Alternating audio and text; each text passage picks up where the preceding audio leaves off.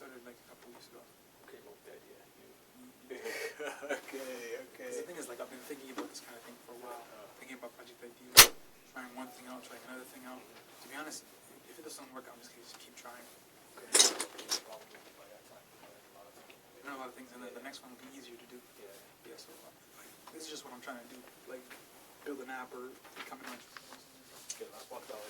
Yeah. It's really good. Do you like it? Yeah, very. You see it becoming a big thing?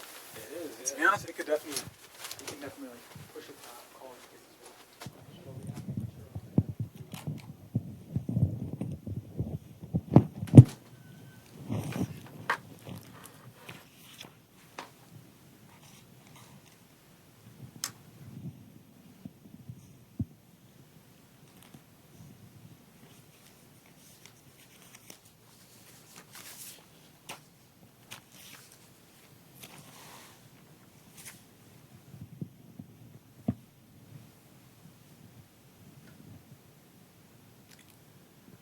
Okay. Good morning, everyone. You are listening to my pre-taped lecture, and I see that some of you are here, and that's nice to see some of you.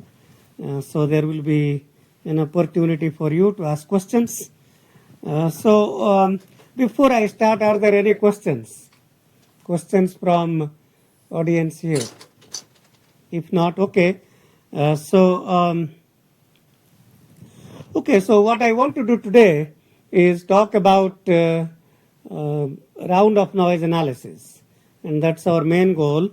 We will try to see how the errors due to rounding in multiplication operations affect the error in the output.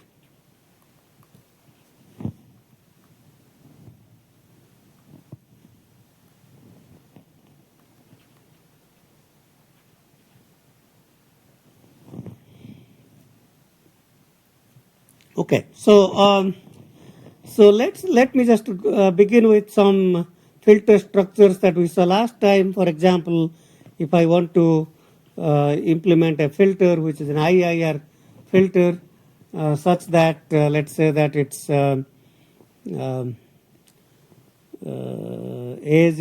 or B0 plus B1 z to power minus 1 plus B2 z to power minus 2 divided by 1 minus A1 z to power minus 1 minus A2 z to power minus 2. Okay, let's just leave it like that and see.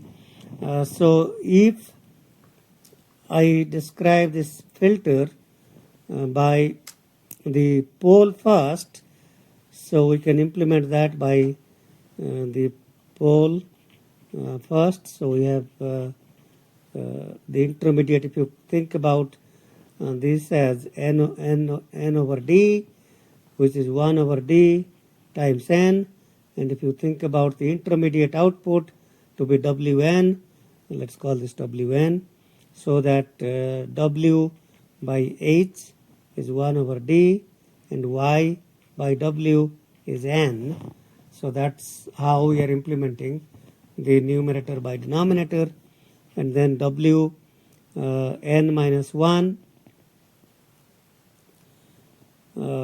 let's see, w by x, excuse me, so w by x, where x is the input, and that will then guarantee that y by x is n by d. So this multiplied by a1, this multiplied by a2.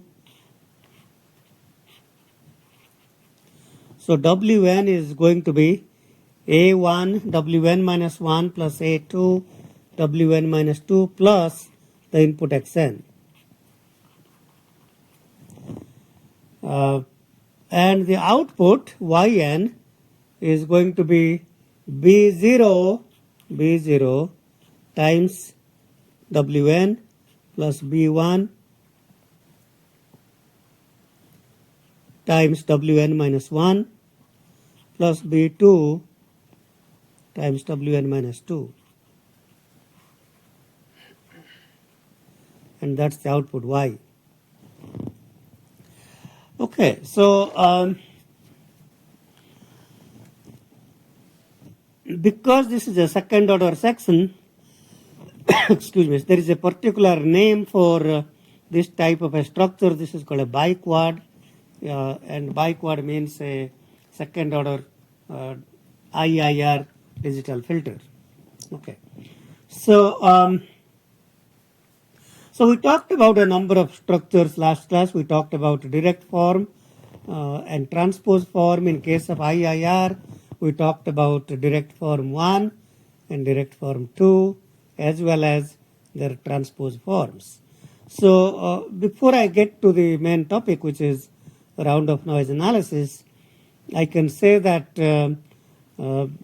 many times, and primarily due to round of noise, but many times if we are implementing a digital filter, so let's say that I have a 10th order IIR digital filter.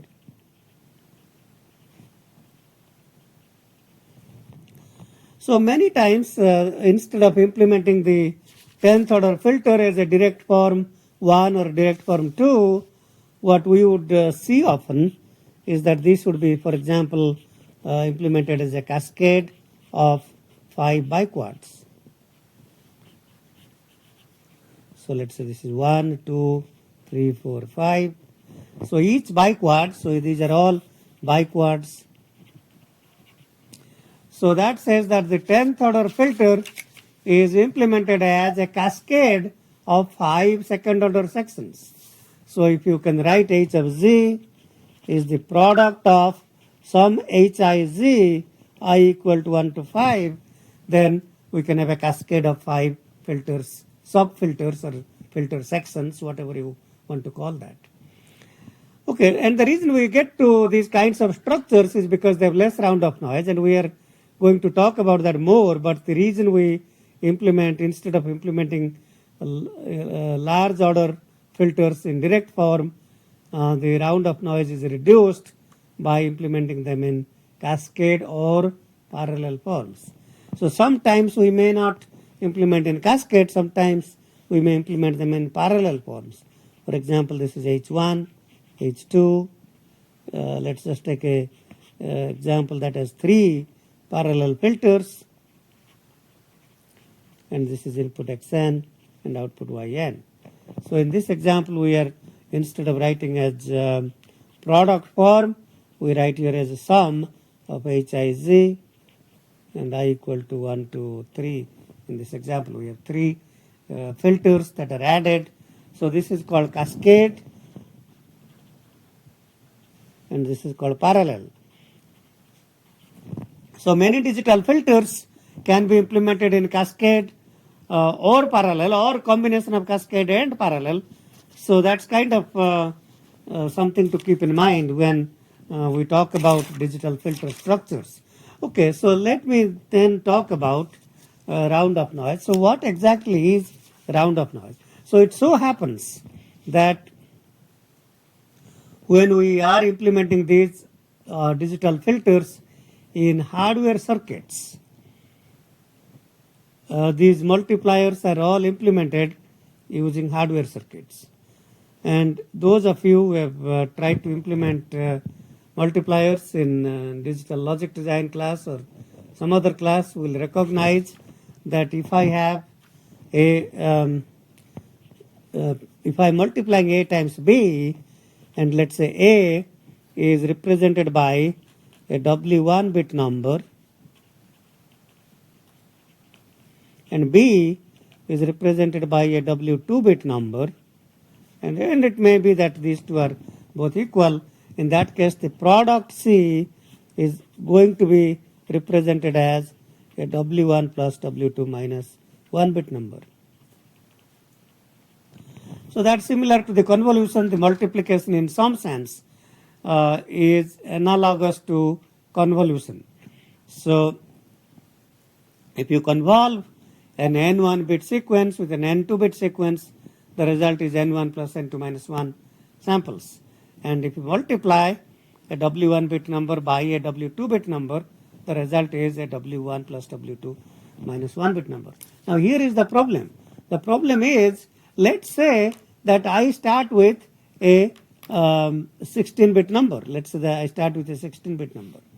And let's say the coefficient A1 is 10 bits. So what I do now, I take a 16-bit number from the flip-flop, output of the delay, same here, multiply by 10 bits, 16 bits, this is 16 bits, and that's 10 bits. The result will be 16 plus 10 minus 1, 25 bits. And you add 2 of these, that becomes 26 bits. So this will become 26 bits. Now these 26 bits cannot continue forever, because if I take 26 bits multiplied by 10 bits become 35 bits. And after a few samples, the word length would be infinity.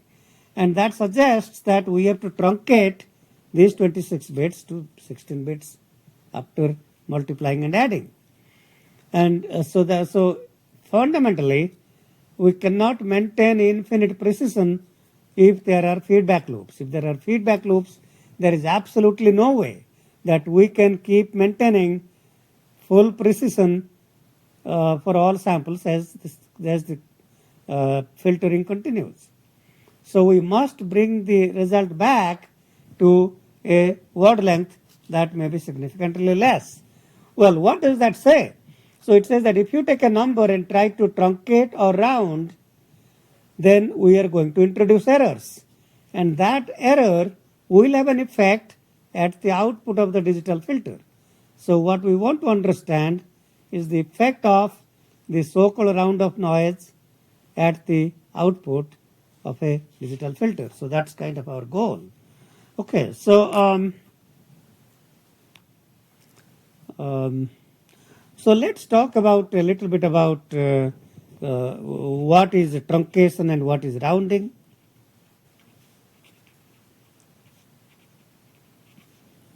So in a very simple example, if we take numbers that we want to truncate or round to position 10. So if I have a number 3282 that truncates to 3280. If I have a number 3289 that truncates to 3280 because we just truncate. So we just truncate means throw away. Round on the other hand is not truncate. So if I have a number 3282 and that if this is 3280, this is 3290 and that's 3282. So that will round to the nearest 10 and that would be 3280. If I had 3289, that will round to the nearest 10, which would be 3290. So in general, if we have the mid position, if this bit is 5 or more, 5 or higher, then you round up. Otherwise, round down. If it is 0, 1, 2, 3, 4, then you round down. So in truncation, you always truncate down. So that's the difference between truncation and rounding. So which one introduces less error? Does truncation introduce less error or does rounding introduce less error? Any volunteers? Rounding? Rounding, very good, excellent. So indeed the error is reduced by rounding and that's what we are going to study and that's what we are interested in analyzing, the effect of round of noise. I mean, it does introduce less error but still there is error and we call that round of noise. So we understand the round off will propagate, the effect of the round off will propagate to the output. Okay, so so before we go on, let's talk a little bit about the so-called two's complement representation, which is a way of representing numbers.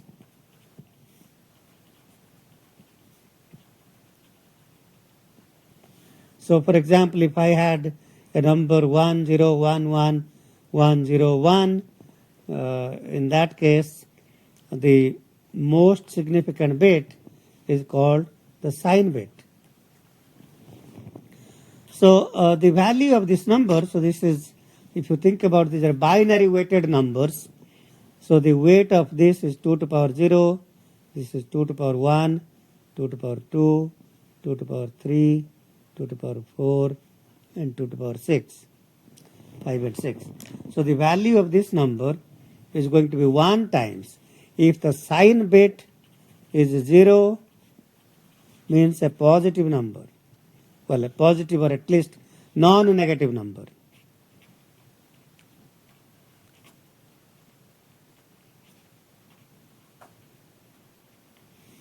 And if the sign bit is 1, then that's a negative number.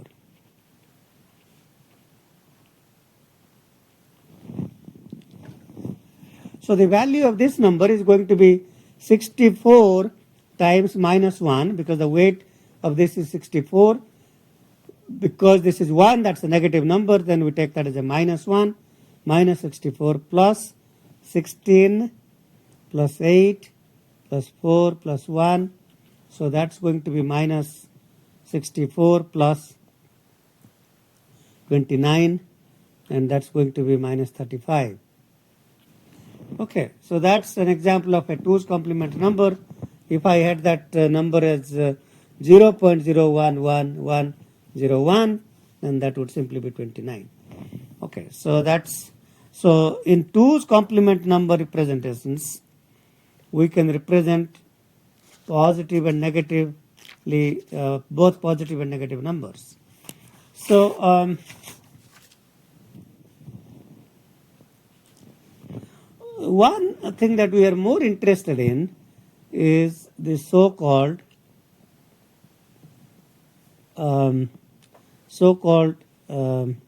representation in the range minus 1 to 1. So the signal range or the dynamic range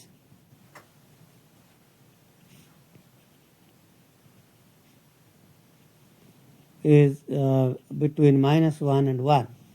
So that means if you think about a signal, the lowest value can be minus 1 and the highest value, this is a closed interval and this is an open interval, and that means the highest value will be 1 minus some delta. So, but the most important thing to understand in a number system with so-called fractional representation, where the number is a fraction, lies between minus 1 and 1, is that we can represent that. For example, if the word length is 8 bits, then we can say that is A7.A6. Some number A can be represented as 5432110. So instead of taking these weights to be, these weights are also weighted, but instead of having integer weights like this with LSB, weight being 1, in the fractional representation, this weight is now 1, okay, and 1 meaning negative. Weight of A6 is 2 to power minus 1, 2 to power minus 2, 2 to power minus 3, 2 to power minus 4, 2 to power minus 5, and 2 to power minus 7. So I can write the number A as minus A7 because this is the sign bit. MSB 1 is the MSB or the sign bit. MSB, most significant bit, is also the sign bit, plus A6 times 2 to power minus 1 plus A5 times 2 to power minus 2 all the way until A0 times 2 to power minus 7. So that is the value, and that we can say that the number will always lie between minus 1 and 1. So how do you get a number minus 1? So minus 1 will be 1.000. So if this sign bit is 1, everything else is 0, and the value of the number will be minus 1 plus many zeros, and that's going to be minus 1. So that's our closed interval, and we can represent the number at minus 1. Now what is the maximum positive number in this case? The maximum positive number will be 0 point, so the number is positive, so that's 0. And if I want to maximize this number, then I have to have, let's see, that's the maximum value. So that's 2 to the power minus 1 plus 2 to the power minus 2 all the way up to 2 to the power minus 7. So this bit is 0. All these are 1s, all 1s. And that's going to be, this is the minimum value. Minus 1 is the minimum value. And the maximum value is going to be 2 to the power minus 1 plus 2 to the power minus 2 plus 2 to the power minus 3 up to 2 to the power minus 7. And if you add them up,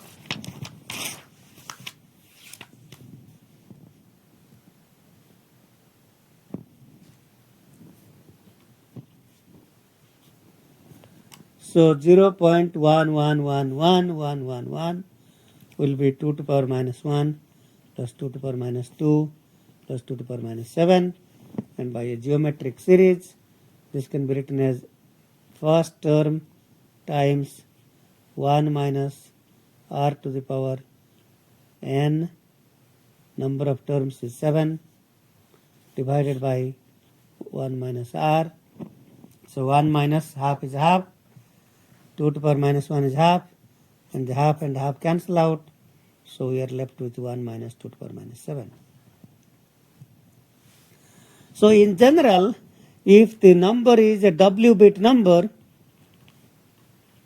then the maximum positive value will be 1 minus 2 to the power minus w minus 1. So if I had word length 8, then I would have the maximum value would be 1 minus 2 to the power minus 7. So that's why we say that, of course, as we increase the word length, I can then represent a higher dynamic range. But in any event, we cannot ever represent the exact value of 1. It has to be slightly less. Okay, so now let's talk about rounding. So let's say that I have a number 0.72. Okay, if I want to implement 0.72, 0.72, so if I represent that as 0.110 all zeros, and that would be half plus a quarter, that would be 0.75. So let's take word length as these many bits. So that's word length is 5, W is 5. So the error will be so in this case the error is 0.75 minus 0.72, so the number is higher by 0.03. Now, what would be other ways of representing the same number? So if I represented that as 0.5 plus, so I don't want to have 0.25, so I take the next two. So if I do that, then this is 0.5 plus 0.125 plus 0.0625, which would be 0.625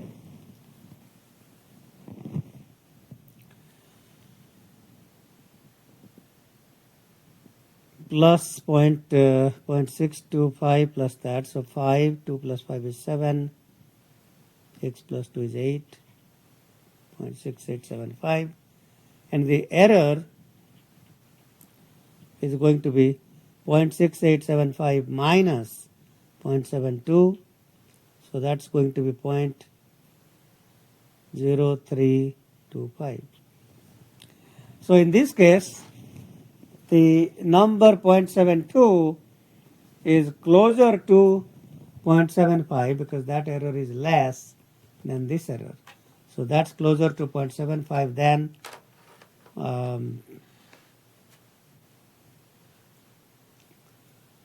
the other representation, 0.6875.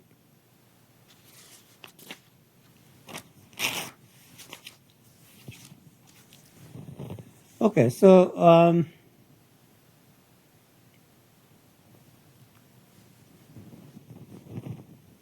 so what in a W-bit representation, what do you think the maximum error is due to rounding? So what is the question we are asking is what is the maximum error? So in this example here, if I take W is equal to 5 Okay, and then the maximum error. Let's say that let's just say any number a, w is 5, so we have 0.1011. Okay, so that's what it is. Now when would the error be maximum? The error would be maximum if this was 0 and this was all ones until infinity. Now think about it. If this number is 0, that's like saying that we are in the upper half. So, so remember we talked about if any number is 5 or higher, round up. So if this number, okay, 0.1011, 1, I don't really care what's going on. And that rounds up. Means you take that 1 and add it here. And 1 plus 1 is 2, which is 1 and 0. Keep 0, take 1, 1 plus 1 is 2, which is 1, 0, 1, 0 point. So this is equal to this when rounded. And this is equal to, when you round this, we have 0.1011. Okay, so those are two examples of rounding.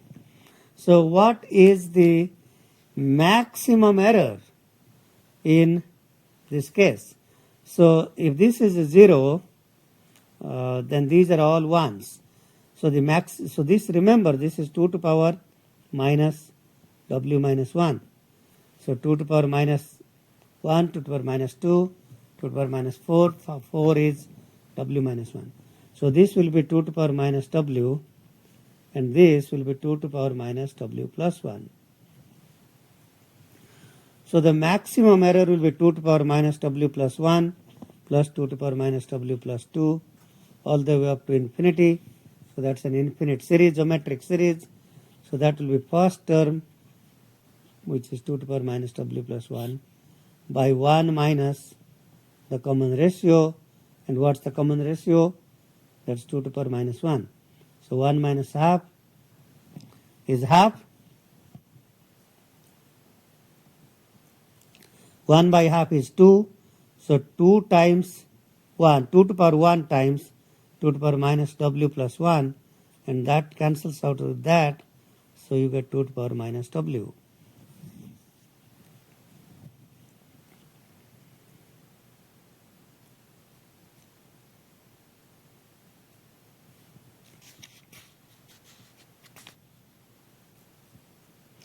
Okay, so okay, that's 2 to power minus w. So in this particular example, that maximum error is 2 to power minus w. But that's not really the maximum error. That's the maximum error given this was 0. Given this was 0, that's the maximum error. But if this is, if this is 1, then that's the maximum error. But if the quantity was 0,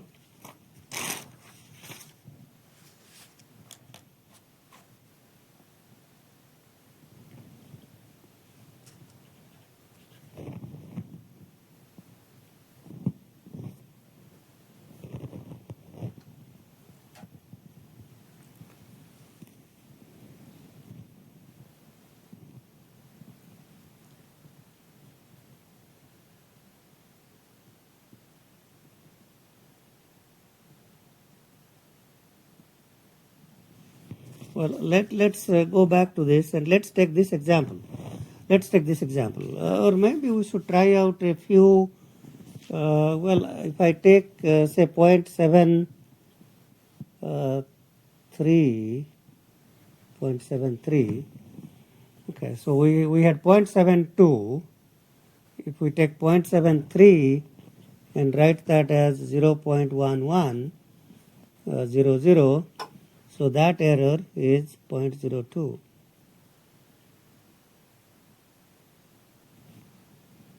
Okay, I should really define error in a better way. So we could define, so let me call this error, okay, So 0.75. So this is x. This is the quantized version of x, and error is equal to the quantized version of x, and the quantized could be truncated or rounding minus x. So if I represent that as 0.1011, which is 0.6875, then in that case the error would be minus point. Okay, so minus point. 0.73 minus that is 69 is 0.4 and 25. So so this error as a negative error has now gone up to 0.0425.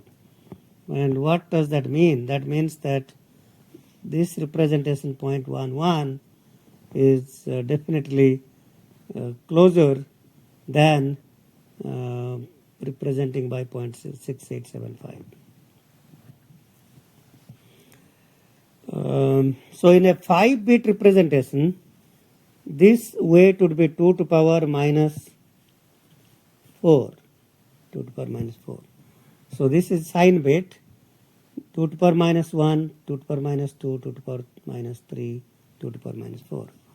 So, so I would argue that the maximum error, let me go back and see if my calculations are correct. So,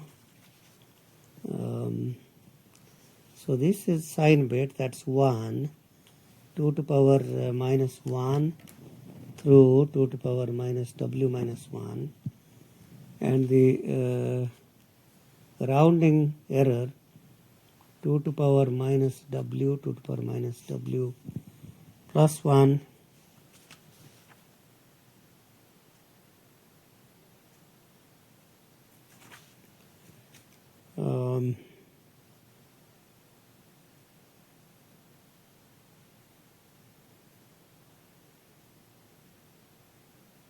okay, so that looks correct. Okay, that looks fine. So this suggests that the we'll come back and talk more about that, but the max error should be according to that calculation 2 to power minus w, which is in our example would be 2 to power minus 4, w is 5, so that would be 1 by 32. Okay, so the maximum error in magnitude would be 1 by 32, which is 32 times 3 is 96, and then 40, then 80, something like that, 80 and then 160. Okay, so the maximum error we should be able to round such that the maximum error is less than 0.03125, and indeed in this example this error was 0.03 was less than 0.03125. Okay, all right. So now we are going to so we can now see that if we are multiplying some number a times some number b to compute some number c, what we can say is that when we multiply a and b and we get some number c, and then we round that or quantize that, and then we get some number c hat. So c hat is a quantized version of rounded. Quantized means rounded version of c. So so this kind of a model is equivalent to taking a times b and introducing an error e, and then we call that c hat, where this error is a random variable. So the random variable error e is going to be rounding error is going to be described by a uniform random variable between minus, in this example, minus 1 by 32 to plus 1 by 32. So we will talk more about that, but let me get back to what we are trying to say. So we are trying to say that whenever we have multiplications, such as here and here and here and here, we can model the effect of rounding due to these multiplications by an error source. We will assume that every multiplication output is modeled by introducing an independent rounding error source. So we will also assume that there is no error due to add, because at most the add introduces increase in word length by 1 bit, which we can tolerate. So the only assumption we are making now is the round of error is introduced after every multiply operation. So you multiply two numbers, say in this example 16 bits and 10 bits, the result is 25 bits, and you round that to whatever the word length is, let's say 16 bits. So the 25 bit result has to be rounded to 16 bits. Okay, so our goal then is to understand how the error at the rounding error at the output is affected by all these independent round of noises introduced due to the multiplication operations. Okay, so if there are more multiplications, then there are more rounding noises and their effect has to be computed. So we want to understand how this rounding error propagates to the output. Okay, so we will also assume these rounding errors are all independent. So we will make a few assumptions. So we will assume that each multiply operation introduces a rounding error source. Okay. So we'll get to propagating the error, but let's now talk about, let me just assume that the probability density function PDF of error E, error source En, is such that this is from minus 2 to power minus W to 2 to power W. And it's uniform random variable. So those of you who are who have taken 3025 signals and systems will probably remember that if a certain random variable is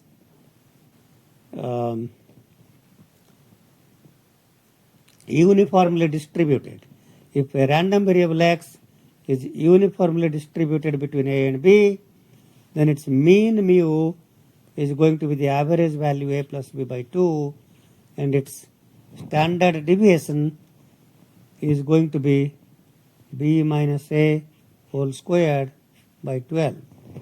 So I'm not sure if you remember that, but that's, and we can derive that also. We can certainly derive that, but that's kind of the standard deviation. So if we call this quantity 2 to power W as delta by 2, and this quantity as delta by 2, then the width of this rectangle is delta, and I can call that 1 over delta.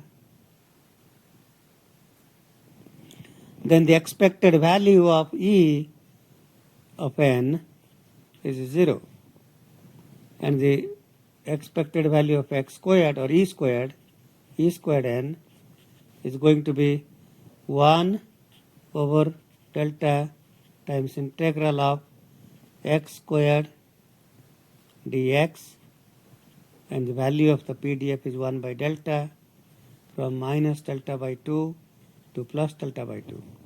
So that's the expected value of E squared, which also is the variance because the mean is 0. Integral of X squared, okay, I have 1 over delta here, so I don't need that here. So X squared dx is 1 by x cube by 3. And if we evaluate x cube by 3 from minus delta by 2 to delta by 2, so that's going to be 1 by 3 delta times delta cube by 8 minus delta cube by 8, which becomes delta cube by 4. And that's how you get, this is delta squared by 12. 1 delta cancels out with the delta cube, and we get delta squared by 12. And that's what this b minus a whole squared comes into play, because delta by 2 minus delta by 2 is plus delta, and delta squared by 12 is the variance or the square of the standard deviation. And what that suggests then, so this is equal to 2 to the power, remember delta by 2 is 2 to the power w, so that's going to be 2 to the power w plus 1 squared. So let me not write it here, let me go to next page.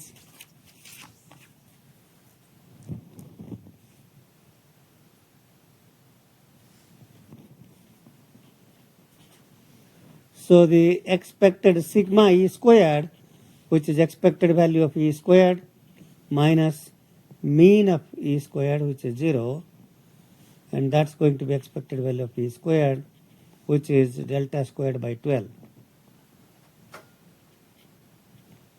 So this is roughly proportional to 2 to power 2w. So that means if you increase the word length by 1 bit, the variance comes down by a factor of 4. So increasing word length by 1 bit reduces the variance of the noise by factor of 4. So what I really want to do then is, if I have an error signal En that is propagated to the output Yn at the output of a linear time invariant filter, I want to compute what is the variance of the output Y due to the error that was introduced due to rounding error. So I can see that expected value of Yn will be 0. Well, I'm assuming En to be 0 mean with input variance sigma e squared, where sigma e squared is 10 sigma delta squared by 12.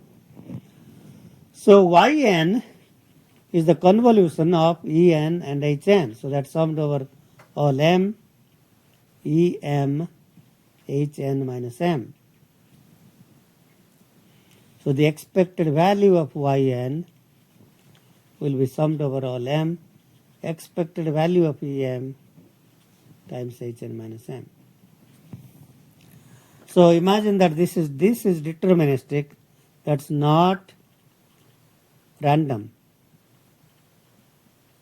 E is random, it is a PDF, and so the expectation of the sum becomes sum of the expectation.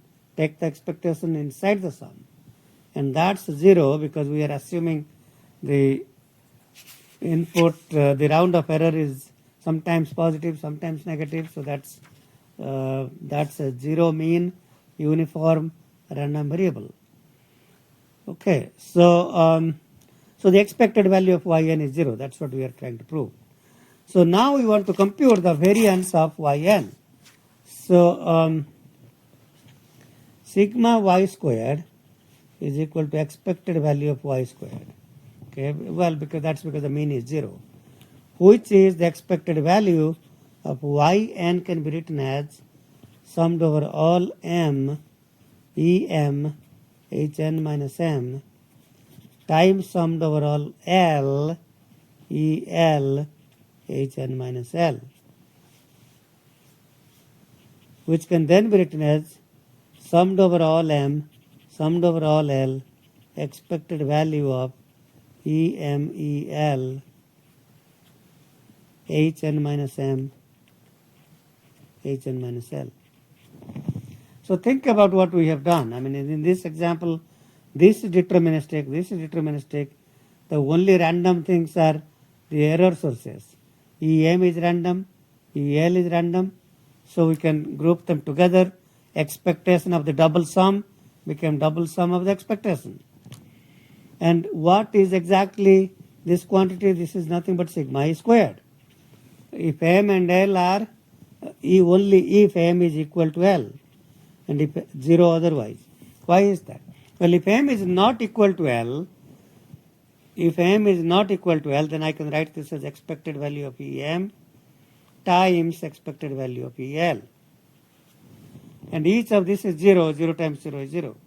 If these are same, then M and L are same, then it becomes expected value of E squared, which is sigma E squared. So this double sum really has value only when L is equal to M. So I can write that over one sum, sigma E squared, H squared N minus M. So M is same as L, Hn minus M times Hn minus L, and sigma E squared can come outside the summing index, summed over all H squared N minus M, which is the same as sigma E squared, summed over all N Hn. So this says H squared N. This says that if I take any round of error and process that through a digital filter, then the output variance, the variance of the output due to the round of error is going to be the input noise variance sigma E squared multiplied by sigma H squared N, where H is the unit sample response from the error source to the output. Okay.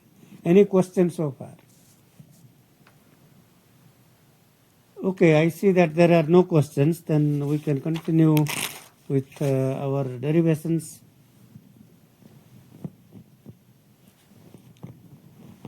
So what we have learned is if we take a random noise and process that through a linear time invariant digital filter, then the variance of the output will be sigma E squared times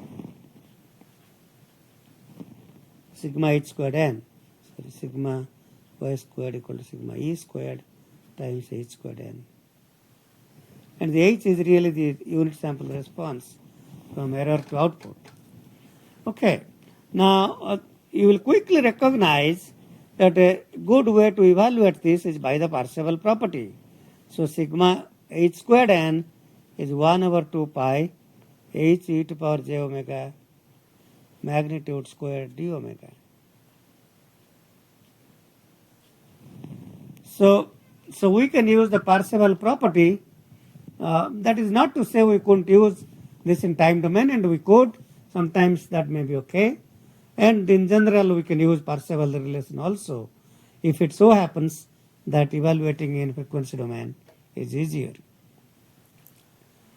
So let's now take some examples and try to understand how the round of noise is propagated to the output.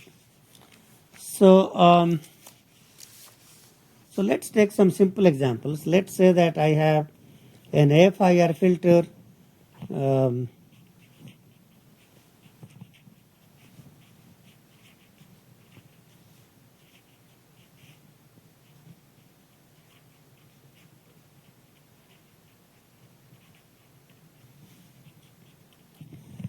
let's say that these coefficients are A, B, and C. All right, so any thoughts about what will be the round of noise here? So I introduce one error E1, one error E2, one error E3. So the transfer function H E1 to output Y is equal to what? What's the transfer function from this point, this node to the output? It's simply 1 for delta n. Okay, same with HE2 to Y and HE3 to Y.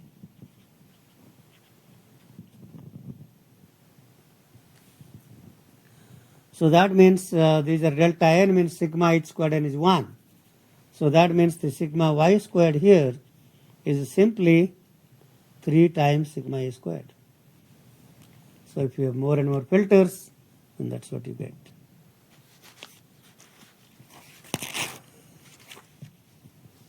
Any questions about this? Any questions? Questions why the unit sample response is delta n? The transfer function. So let me just say that treat these noise sources to be independent. So when I am computing the transfer function from E1, set the input to be 0, set these other independent noises to be 0. So these are all removed. If these are removed, then the path from E1 to Y is just one path. So Y1 is equal to, Yn is equal to E1n. Okay, so that's kind of why these are delta n.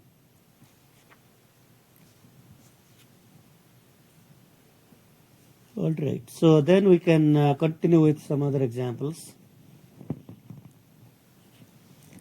So let's take a very simple IIR filter example, a one pole IIR filter.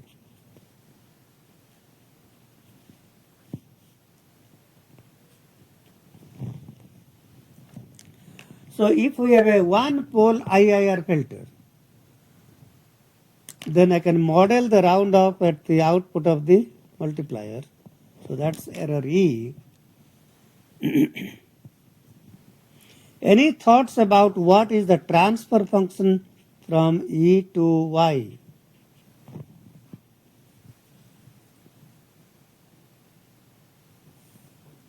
So when you are computing the transfer function from E to Y, take xn equal to 0. In fact, only keep this input, set all other inputs to be 0. All other independent inputs to be 0. So if we do that, then by the Mason's gain formula, this is just a single loop. So the forward path from here to output Y is 1, and 1 minus the loop gain is A z to the power minus 1. Okay, so that's what the h of z is,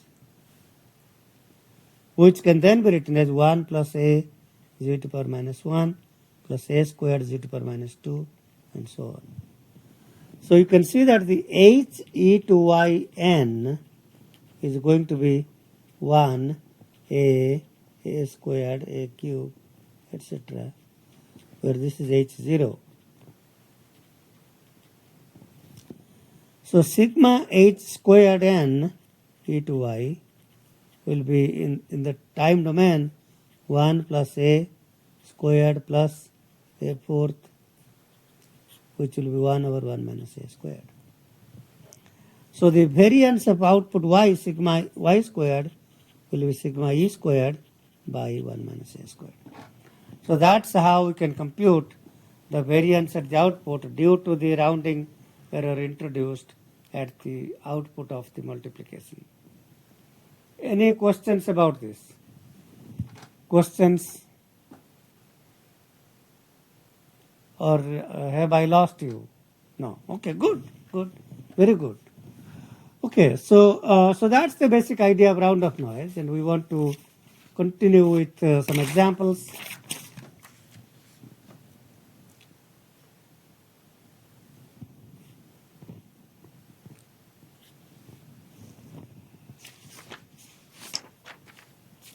So let me just walk through one of the examples from the previous midterm exam. So we have a parallel digital filter here in parallel form. So this is a parallel structure. This is a second order IIR filter. And how do you know second order? Because we know there are two states. This delay, there are two delays. That means there are two states. Okay. So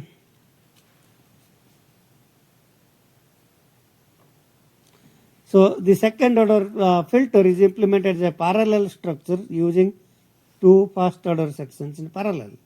So that's same thing as taking 1 over 1 minus A z to the power minus 1 minus B z to the power minus 2 and writing that as parallel form.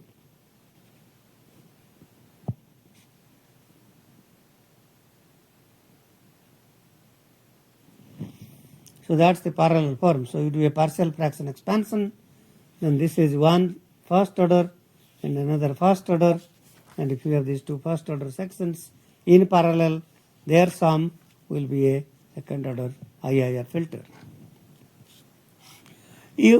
So we could try to compute the round of noise at the output. So how do we really compute round of noise at the output? The first thing that we have to worry about is where are those round of noises? And it so happens that in this example, we are assuming the round of noise to be after multiplication. So there is multiplication by, multiplication by 1 over 10, multiplication by 5, and multiplication by 1 by 3. So these are the three multiplications. That means the round of error sources can be introduced at the output of these multiplication operations. So in this example, we implement three error sources marked E1 to E2 to E3, and the first error E1 corresponds to the error introduced after multiplying and rounding by the coefficient 1 by 10. Error E2 is introduced at the output of the multiplication here, and E3 similarly is implemented here. So now we want to compute the variance at the output due to all these three errors. And in order to do that, we can do that by using the linearity property. So I can say, okay, well, to compute from E1 to the output, the variance can be computed by taking others to a 0. So set E2 to 0, set E3 to 0, and the input to 0. And compute the transfer function from E1 to output Y. And once we compute the transfer function, then the output variance due to E1 will be sigma E1 squared times the quantity here, where this is E is replaced by E1.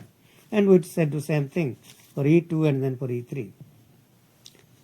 Okay, so we have to compute three separate components of the round of noise and finally add them to get the total round of noise. Any questions?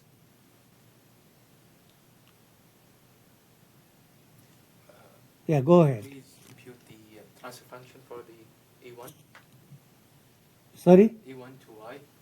E1 to Y, yes. We have to compute. Okay. Yes.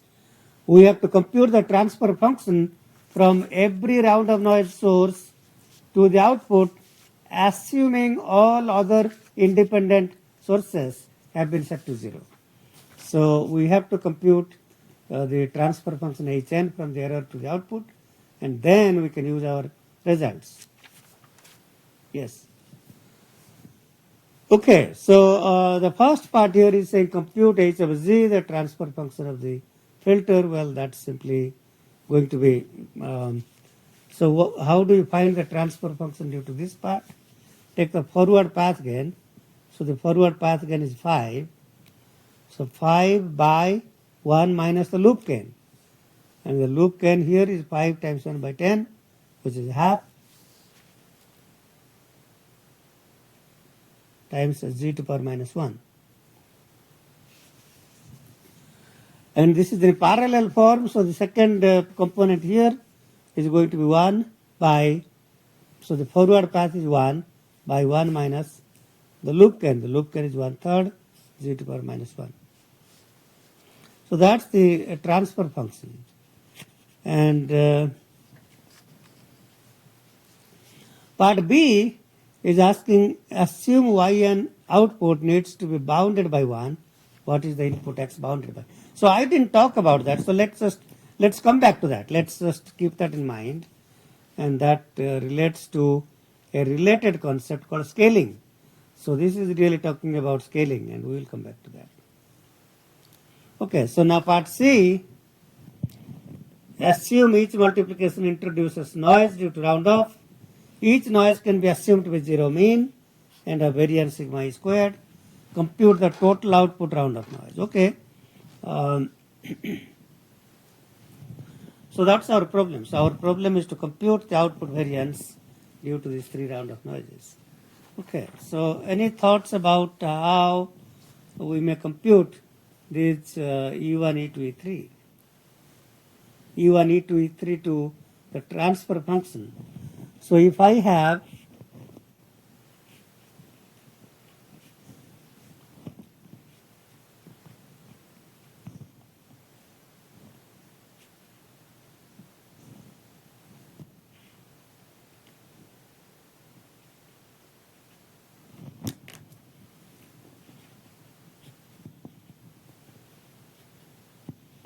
Okay, so I have in the parallel filter, I can have a structure like this. So I modeled the round of error E to be placed right after the multiplication. The independent input is 0. So H E to E1, let's call this E1. E1 to Y will be the forward gain 5 by 1 minus loop gain. So loop gain is 5 by 10 z to the power minus 1, so which is 1 over 1 minus half z to the power minus 1. Okay, so the sigma h e1 y squared is going to be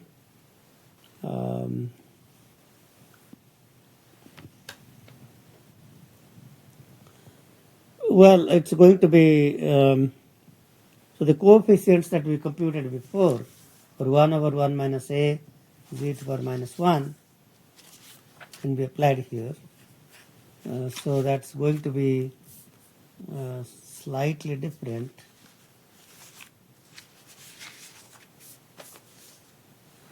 Well, so let me just say that this is going to be 5 times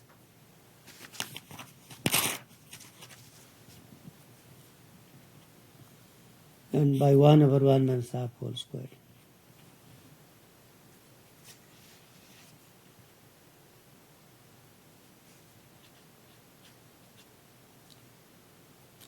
So that's 5 by 1 by 4, 1 minus 1 by 4, which is 3 by 4. So that's 5 times 3 by 4. Reciprocal is 4 by 3. Okay. Okay, so the value of the variance at the output due to error E1 is going to be 20 by 3.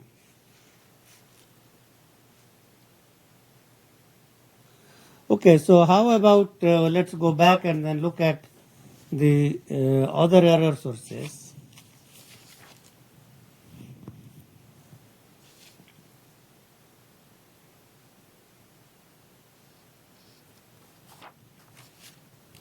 Okay, I see that.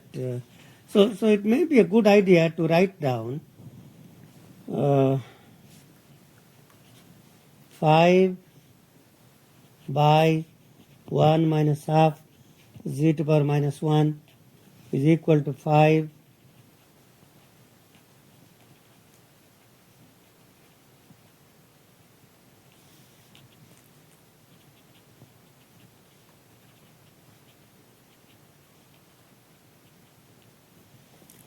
So you can see that this is H0, this is H1, H2, etc.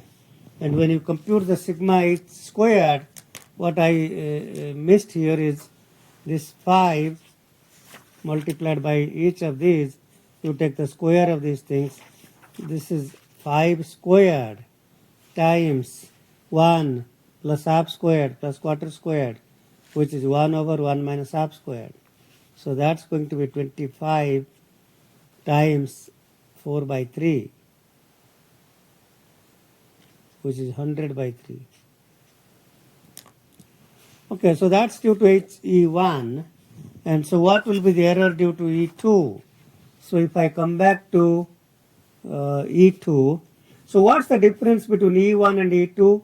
So the transfer function from E2 to the output, you go through the forward path, the numerator is going to be 1. So this is very, very interesting, because if you take E2, so we have a loop with gain half z to the power minus 1, and then that goes to output y. So that's so h e2 to y z is going to be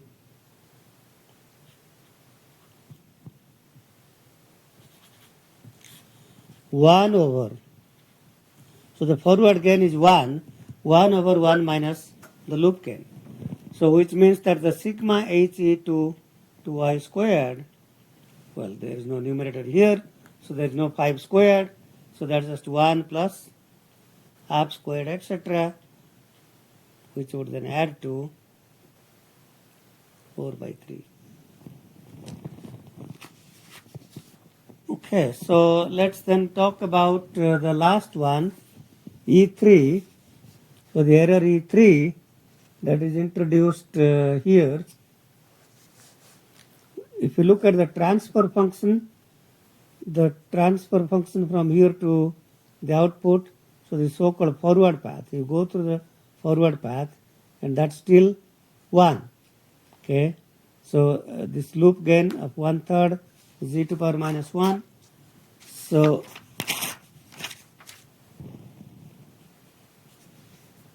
h e3 to y z is going to be 1 divided by 1 minus 1/3 z to power minus 1.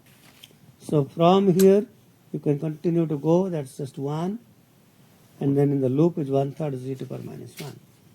So which means that h e3 to y squared summed over all n is going to be 1. So remember, this is 1 plus 1/3 plus 1/3 squared and so on. So this is going to be 1 over 1 minus 1 squared plus 1 by 3 squared plus, so this is going to be 1 over 1 minus r, which will be 9 over 8. Okay, so let me then see what the total dynamic, total variance of the error is.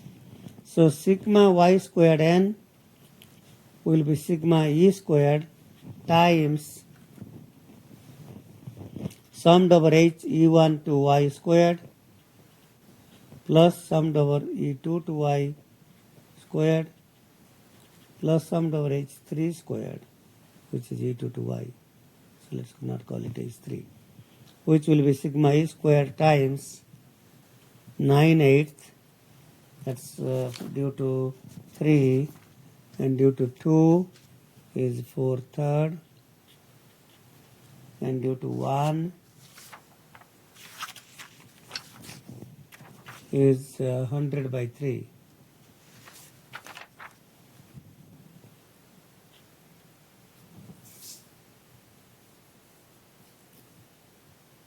Well, this looks like this is approximately 35, maybe a little more than that, maybe 36, something like that.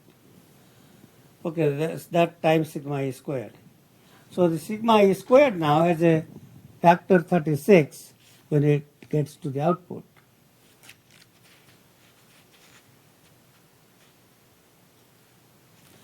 All right, so well, let's just go through that example and see the solution, and we'll come to part B. I can talk about part B. So it's e1 to y, and so summed over all n, e1 to y squared is 100 by 3, 4 by 3, 9 by 8, and you add them up about 30, I said about 36, but 35.79. If you want to exactly compute what that is, that's 35.79.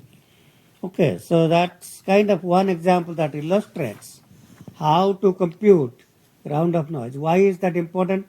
Because we can compare two digital filter structures with same transfer function with respect to their round of noise behavior. So all these finite filters will be different in a finite precision implementation. If you are using double precision MATLAB, a lot of the FIR or IIR structures will be same, the output will be same. But the moment you implement them in finite precision, they are not going to be same. The error at the output will change. And that's why we want to investigate out of 10 possible structures for a transfer function, which one has the least round of error. And that's what we are trying to study. Okay, so there is one other thing that I didn't talk about, and I can talk about that. And in this case, the part B was asking assume the output yn needs to be bounded by 1. What should xn be bounded by? So this whole idea of bounded input, bounded output stability.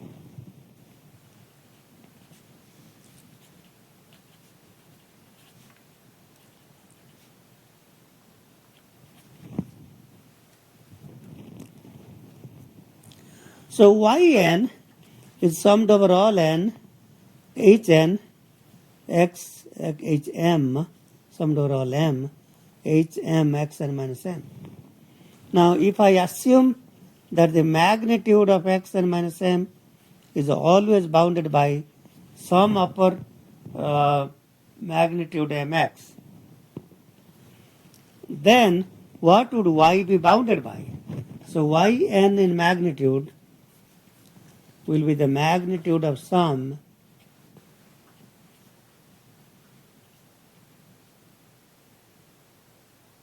okay. So so if you have a magnitude of a sum and then you rewrite that as the sum of a magnitude,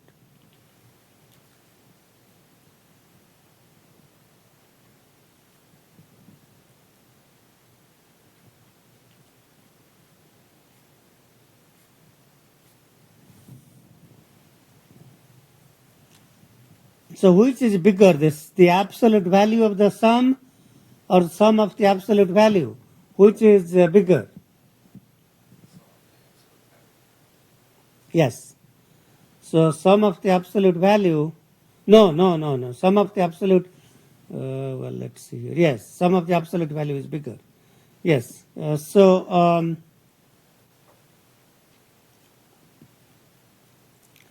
for example, if these quantities are 2 plus minus 3 plus minus 5, then the absolute value of that sum is going to be minus 6, which is absolute value is 6. But if you take the sum of the absolute values, that's going to be 10, 2 plus 3 plus 5. Okay.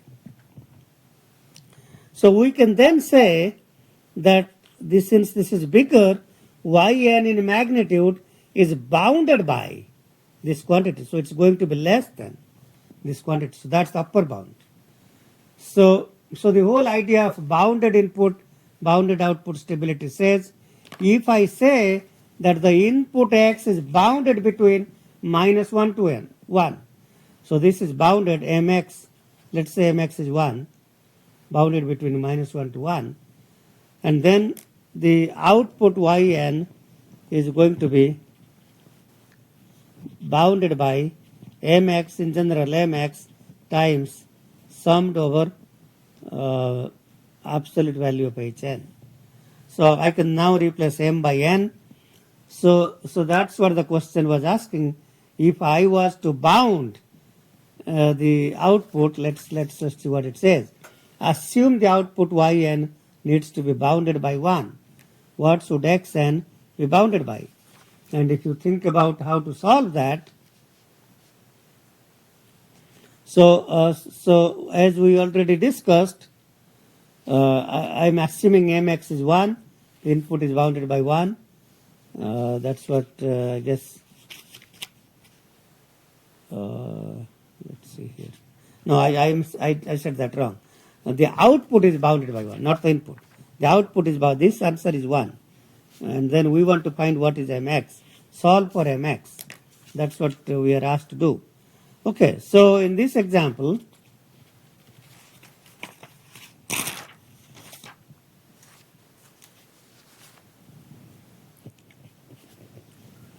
h of z was 5 over 1 minus half z to the power minus 1 plus 1 over 1 minus 1/3 z to the power minus 1. So this is just going through one pole filter, 5 over the forward gain by 1 minus loop gain. Here this is 1 over that. And so sigma hn magnitude is equal to sigma hn. Why? Because hn is always greater than or equal to 0, which can then be written as hz evaluated at z equal to 1. Remember, h of z is summed over all Hn z to power minus n. And substitute z is 1, summed over all Hn can be evaluated from Hz. So substitute z equal to 1. So that's 5 over 1 minus half plus 1 over 1 minus 1/3. And that's 10. And this is 3 minus 1, 2 by 3. Reciprocal of that is 3 by 2, which will be 23 by 2. So now absolute value of yn is bounded by mx times 23 by 2. That means mx should be equal to 2 by 23. So if I can guarantee that the input is bounded by 2 by 23, then I can guarantee the output is bounded by 1. Okay, so we have actually talked quite a few things. We have talked about round of noise analysis. We have talked about the dynamic range of the input. These are all very important considerations because if you don't think about these things, the output computed will be garbage. So I will stop here today. We will continue next class.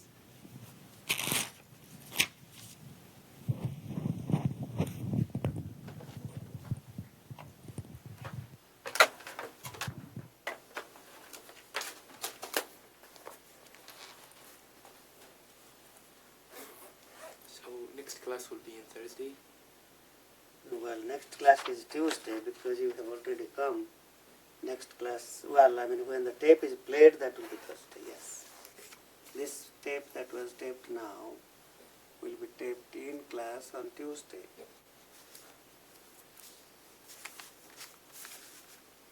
Yes, you are right. Next class is Thursday.